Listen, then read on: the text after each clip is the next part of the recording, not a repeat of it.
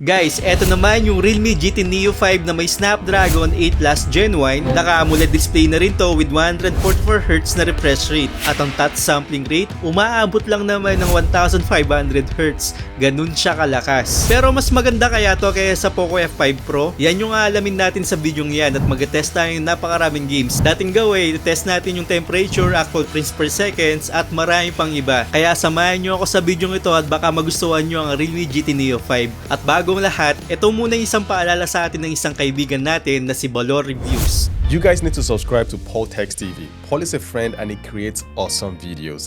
Let's get him to cross 100k subscribers. Please subscribe to his channel. Okay, magpapasko na. Yung iba kasi hanggang ngayon hindi pa alam kung anong bibili nilang phones.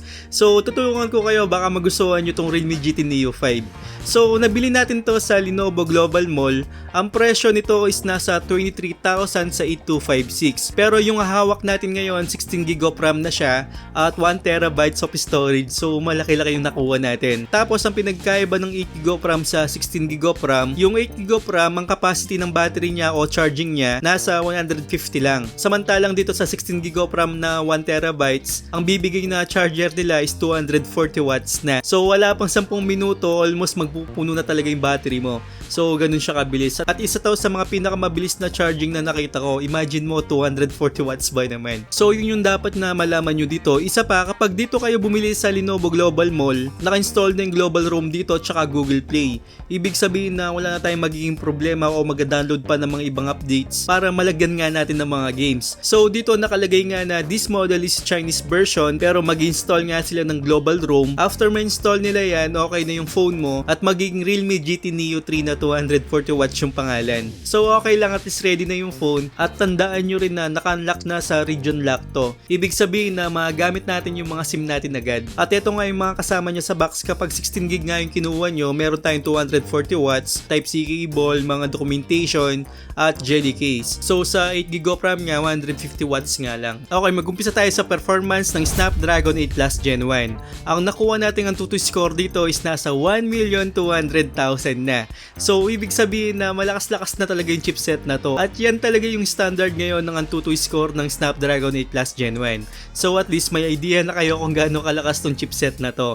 Pagdating naman sa throttling test natin dito, yan, halos green yan. Medyo may konting yellow pero okay pa rin yan at mataas pa rin yung score na nakukuha natin. So, ngayon sa Mobile Legends, ang settings natin dito is nasa super na.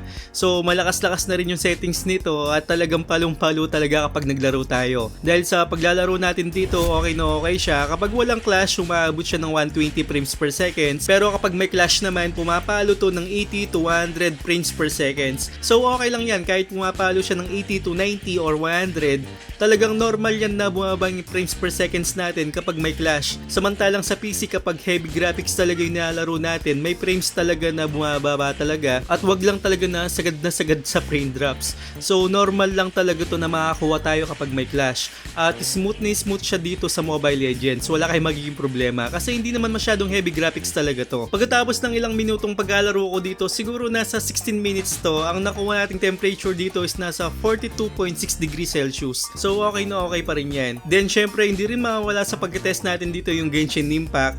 Maganda yung frame na nakukuha ko dito, kinakaya talaga tong phone na to. Ang nakukuha nating frames per seconds dito sa highest settings, nasa 60 FPS yung nilagay natin dyan at nakakuha tayo ng mga 50 pataas. Minsan kapag may clash naman o marami nangyayari sa background, bumababa siya ng konti pero hindi siya ganun ka-intense. Talagang kayang-kaya yung Genshin Impact.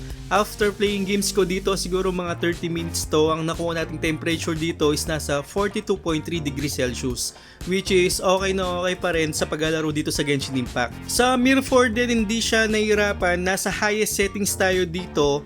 Ang nakukuha natin dito is nasa 38 to 44. Standard yata talaga yung 44 FPS dito at hindi siya lumalampas ng mga 50 o 60. Yan yung nakukuha nating frames per seconds dito at maganda rin yung paglalaro ko sa Mir 4 pero minsan dapat gumamit tayo ng mga phone cooler sa mga gaming device na ganito.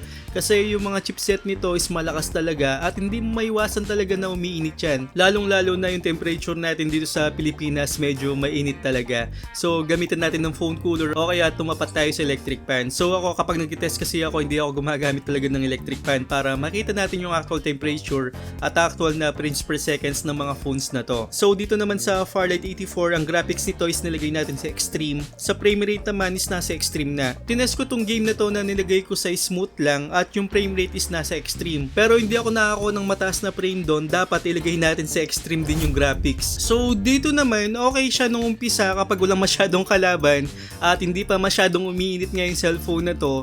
Nakakuha ko ng mga 120, 100, mga ganun. Pero nung kalagitnaan na hindi na siya umangat sa 60 frames per second. So dun na nahirapan yung cellphone na to at ramdam ko talaga na umiinit siya. At sa akin, playable naman siya pero parang nahirapan talaga ako, kailangan ma-optimize tong games na to dito sa phone na to. So yun yung napansin ko dito, hindi na siya umakyat ng 60 frames per seconds pagkatapos ng mga 5 minutes, mga ganun o 8 minutes. So nahirapan siya dito sa Farlight 84. Ang nakuha nga natin dito na temperature, kasi ramdam ko talaga na umiinit siya, nasa 44.3 degrees Celsius. So medyo mainit-init nga to. Kaya kailangan natin ng phone cooler. O kaya kailangan natin tumapat sa mga electric fan natin para mas gumanda pa yung frame na makukuha natin sa Farlight 84. At majority naman sa atin siguro may mga electric fan tayo, di ba? So yun yung payo ko sa inyo na gamitin natin ng electric fan to. At ito, napakalakas ng laro ko dito sa Wild Rift. Nilagay natin yung frame rate natin sa 120, sa graphics naman is nilagay natin sa high. Stable to hanggang matapos yung laro. Ang nakukuha nating frames per seconds dito is nasa 100 frames per second, which is alam ko naman na hindi masyadong heavy talaga to, pero hindi siya nawala doon. Pero ito ang masasabi ko, uminit siya ng 46 degrees Celsius. Ganun siya kainit habang naglalaro ako dito. Kasi nga, mataas yung frame nito at talagang palong-palo yung chipset niya. So napansin ko dito habang umiinit siya, hindi bumaba yung performance niya. Stay lang siya sa 120. So yan yung naranasan ko dito sa Wild Rift. Pagdating naman sa Call of Duty Mobile, yung graphics natin dito is nilagay natin sa low. Ang frame rate nito is nasa ultra. Kapag nilagay ko yung graphics nito sa high, hindi tayo makakuha ng tamang frames per seconds dito. So nilagay natin sa graphics na low, tapos yung frame rate is ultra nga. At okay din dito yung gyroscope niya, walang delay, wala kayong magiging problema pagdating sa gyroscope na ganito. So dito nga sa paglalaro ko sa Call of Duty, okay na okay siya, nasa 90 frames per seconds yung nakukuha ko dito hanggang matapos yung laro. Medyo bumaba siya ng mga 80 pero okay na okay pa rin yun. At talagang hindi mo mapapansin talaga na nag-frame drops to sa Call of Duty Mobile. So kahit na smoke class, kahit na pasukin ko pa yung usok dyan, hindi bumaba yung performance nito o hindi siya nag-frame drops. So sa iba yata kapag nasa usok na ganyan, nag-frame drops na. Dito sa phone na to, kahit pumasok tayo sa usok dyan, kayang-kaya tapos hindi siya mag-frame drops. Sa PUBG Mobile naman, nilagay natin yung graphics natin dito sa smooth, tapos yung frame rate natin is nasa extreme. Pero ang nakukuha natin dito is nasa 60 frames per second, which is para sa akin na okay yan. Smooth na smooth pa rin sa PUBG Mobile. So playable pa rin siya sa PUBG Mobile. Sa Modern Warship naman, sa graphics nasa ultra na, yung water quality is nasa ultra din. Ang frame rate nito is nilagay natin sa 144, pero umakyat naman siya na lampas sa 120 abang walang kalaban. Ngayon, kapag may kalaban na, biglang nag-frame drops to ng 70 to 90 frames per second, which is okay na okay pa rin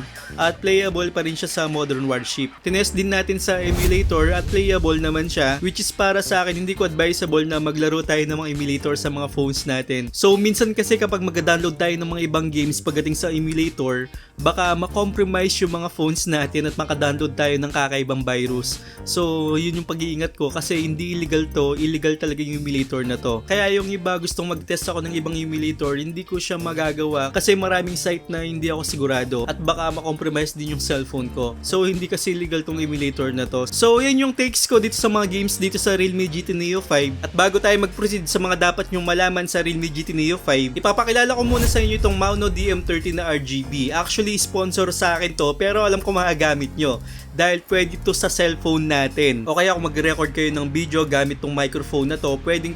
At pwede rin natin marinig dito yung boses natin dahil meron siyang headset. Dito naman sa knob niya, meron tong mute button at yung gain at volume. Sa baba naman, pwede nating palitan yung mga RGB natin. Actually, 9 na RGB to. Paiba-iba yung kulay, depende sa gusto mo. At meron tong applications para magamit natin ng buo at may iba-iba natin yung gusto nating settings o gusto nating boses dito sa microphone na to. So, kayo na yung pumili dyan kung anong gusto nyong settings, depende sa kagustuhan ng boses nyo. At uulitin ko lang, pwede to sa mga cellphone natin at kahit sa PC. Actually, ito yung gamit ko sa PC ngayon, simula nung video. Ito yung gamit natin na DM30 ng Mauno. So, kayo kung magugustuhan nyo yung ganitong microphone, pwede kayong bumili dyan. Lalagay ko yung link sa description. So, mga gamit natin to at alam ko na yung iba magugustuhan din tong microphone na to dahil pwede nga sa cellphone natin. Okay, ito yung mga dapat yung malaman dito sa Realme GT Neo 5. Naka wideband L3 lang to. Ibig sabihin na standard definition lang yung makapanood natin sa Netflix.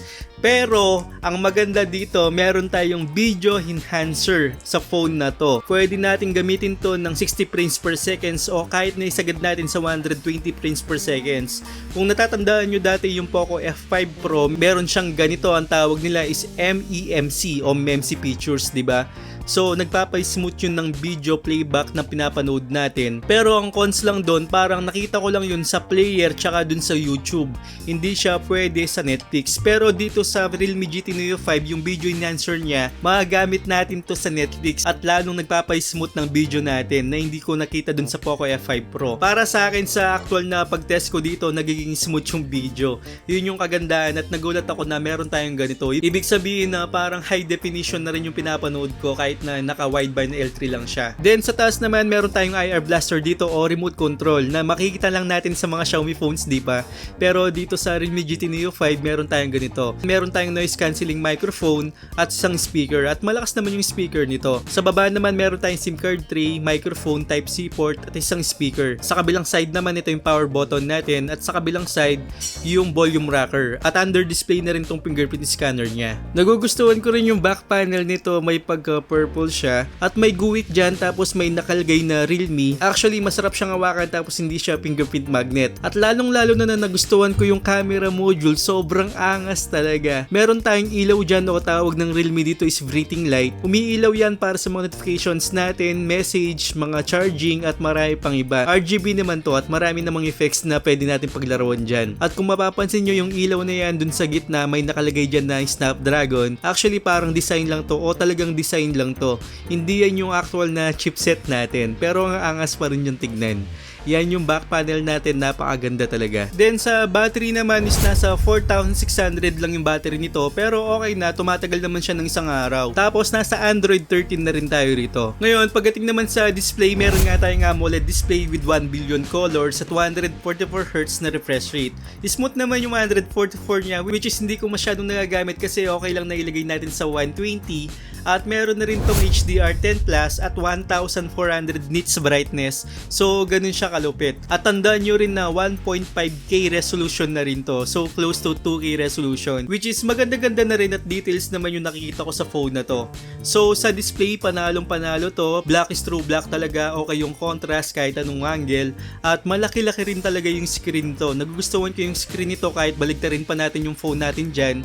Talaga makikita mo na napakalinaw ng screen. Hindi mo pagsisiyan talaga kahit na baligtarin pa natin yan. So kahit anong angulo talaga, palong-palo talaga yung screen nito. At napakanipis ng bezel nito at parang bezel-less na rin siya para sa akin. Pagdating naman sa camera, ito, pinaka nagustuhan ko talaga dito. Although pang gaming phone to, pero yung camera niya napakaganda talaga. Hindi ko expect na maganda yung mga photos na makukuha natin dito. Dahil dun sa Poco F5 Pro, hindi ko nagustuhan yung camera nun. Parang mas nangingibabaw yung pagka-warm colors nun kumpara na dito na stable lang o tamang-tama lang yung kulay. So sa nakikita ko dito, detalye naman at maganda yung kulay na binibigay ng phone na to. Kahit na sa low light condition, kahit sa gabi, okay na okay pa rin yung kulay. Hindi mo talaga pag-isiyan. At okay na okay to sa video dahil naka 4K at 60 FPS na rin to. At napaka-stable niya o kahit sa madilim kayang-kaya pa rin. Mapa umaga man o sa araw, talagang magagamit natin tong video na to. Diba? Mas maganda talaga sa isang phone na merong 4K at 60 FPS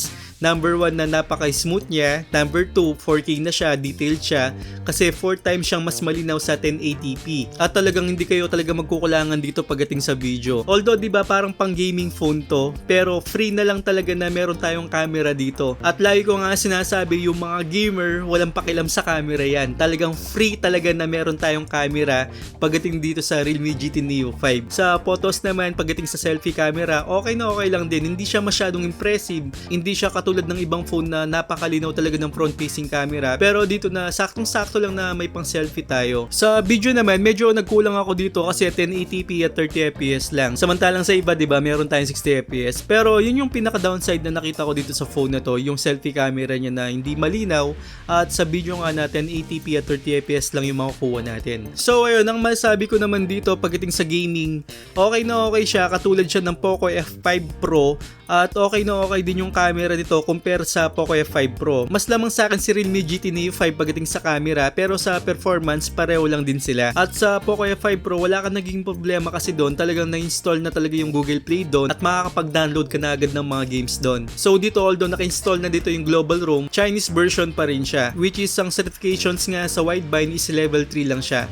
So hindi ko alam kung ma-update pa yon o baka hindi na. So para sa akin na lamang pa rin si Poco F5 Pro dahil sa global version, pero sa functionality, sa camera at lupit ng OS na wala akong bugs na naranasan dito sa Realme GT Neo 5. So yun yung nagugustuhan ko sa phone na to. So ayun, sana nakatulong ako sa inyo at huwag niyong kalimutan mag-subscribe sa channel ko. At yung mga nasa premiere na mga kaibigan natin dyan, kumusta po kayo? Sana okay lang din kayo. At lagi tayong magkita sa mga next videos natin at salamat pa rin sa suporta. At sa mga bago naman, huwag niyong kalimutan mag-subscribe sa channel ko para sa mga ganitong reviews, honest reviews at katarantaduhan sa channel na to. So once again, ako po si Paul. I got a lot of shit to say, so I'ma do this every day. I'll be writing things until I'm fucking buried in my grave. 6 feet deep under, but my body won't decay. Cause my messages are timeless, so they'll put them on display. Oh yeah, I'm ready.